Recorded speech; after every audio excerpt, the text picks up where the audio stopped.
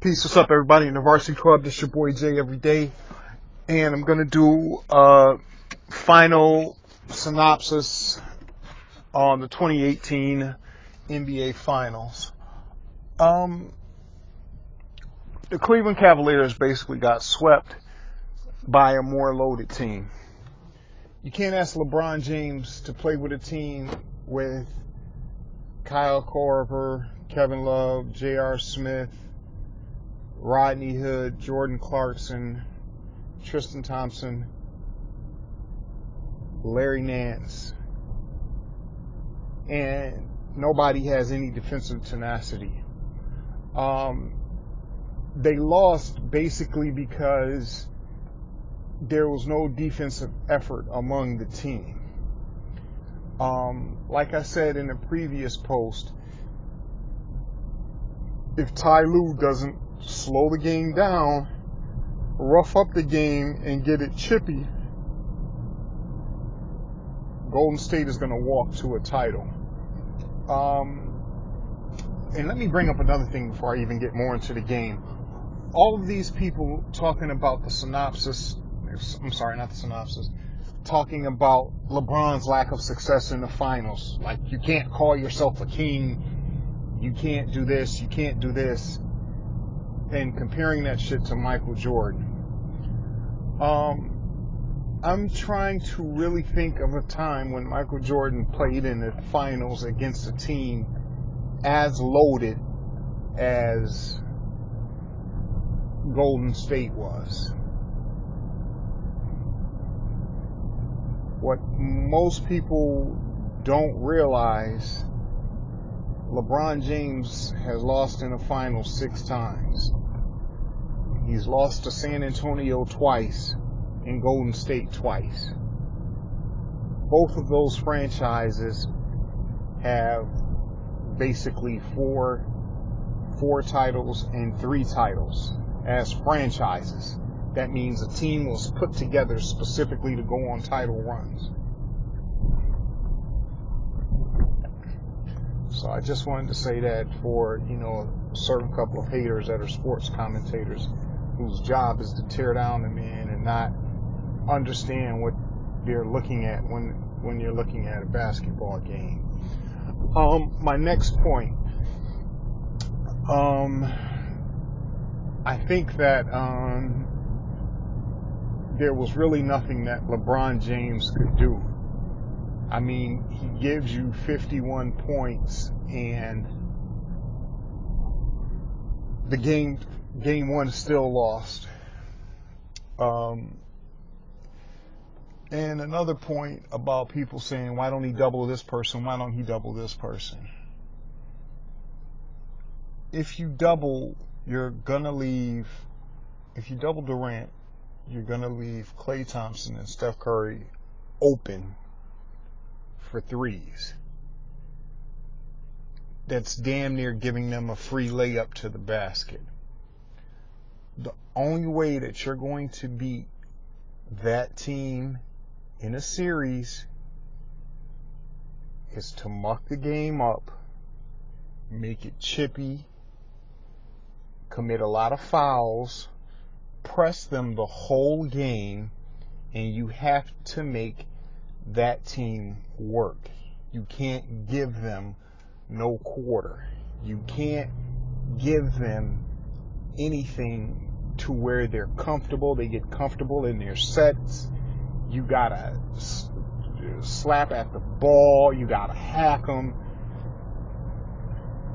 This is how the Pistons was able to keep a more talented team of the Bulls out of the finals for a couple of years, until basically Scottie Pippen got sick of it and started balling out of control.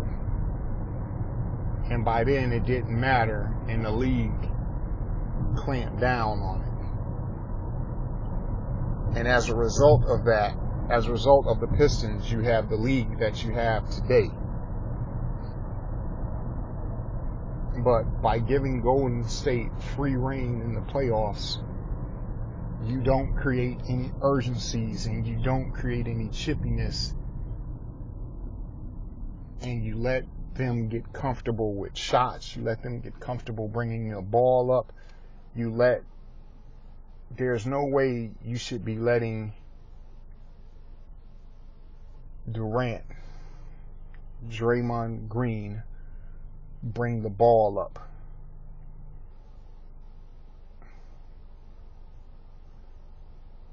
Those players should be getting pressed in the backcourt. And I think what I'm actually going to do, I'm not going to do it on this post, but I'm actually going to do a post on how you beat the Warriors. Maybe I'll do that as my next post to the Varsity Club. So like I said, and another point, not only was LeBron playing against not one, not two, not three, but 4 All-Stars, I'll go so far as to say he was playing against 5 All-Stars. Because, see, television doesn't want you to see that because they're trying to diminish Andre Iguodala's game and trying to make him seem like, oh, he's just a role player, he's just this, he's just this. Iguodala might be the same age as LeBron. I think they said Iguodala has been in the league either 13 or 14 years. So he might either be the same age as LeBron, give or take, or a year older than LeBron. But Iguodala is a starter. You best believe that. They also have Sean Livingston, a very heady, very smart player. He's been in the league for 10 plus years. And another point,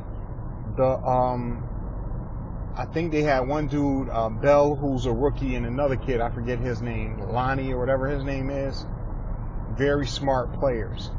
And let's not forget JaVale McGee. I see a lot of people were saying a lot of things about JaVale McGee and how he isn't this and how he isn't this. But JaVale McGee is a good player, and this is why. He blocks shots, he rebounds, he plays defense when he gets in the game, and unlike Tristan Thompson, JaVale doesn't try to two-step, he doesn't put the ball on the ground, he goes right up with it and dunk. Oh, and let's not forget, another starter they have basically coming off the bench is David West. So on their second team, in their rotation coming off the bench, they have another 3 potential starters.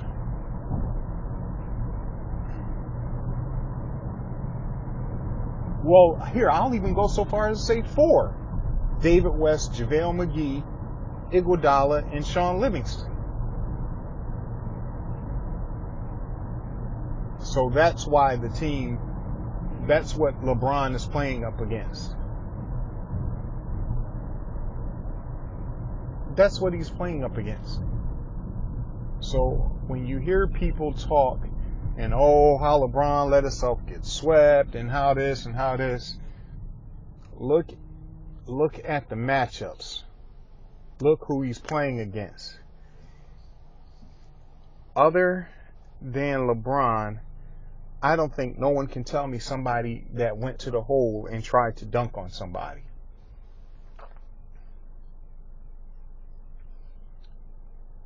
Think about when LeBron played against Boston. How many times did Rozier try and go to the hole and dunk on the team? Jason Tatum went right at LeBron and dunked on him. That's the difference in the mentalities of the game.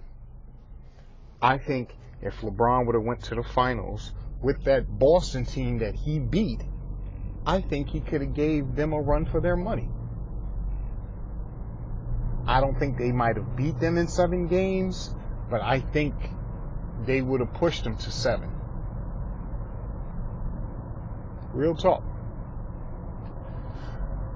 So with that being said, that's my overall take on the finals. There's nothing he could do. There really isn't. When you're up against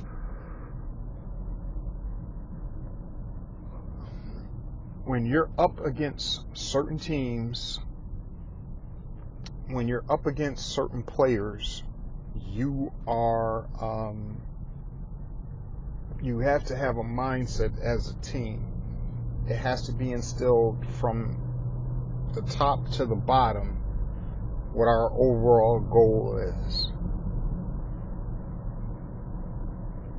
And I think that's why Houston was able to give Golden State so much trouble, because the mentality has to come from the top down.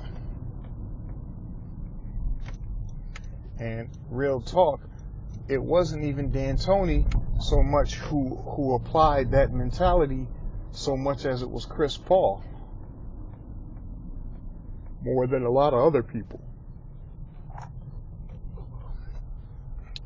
Where LeBron goes next is up for open discussion.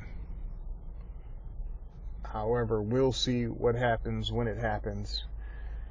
And that's it. That's my take on the finals.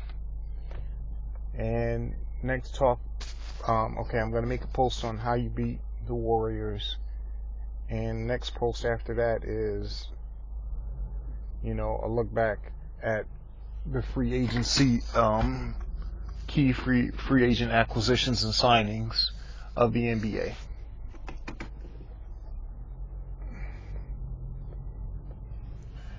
And other than that, I'm gone. Peace.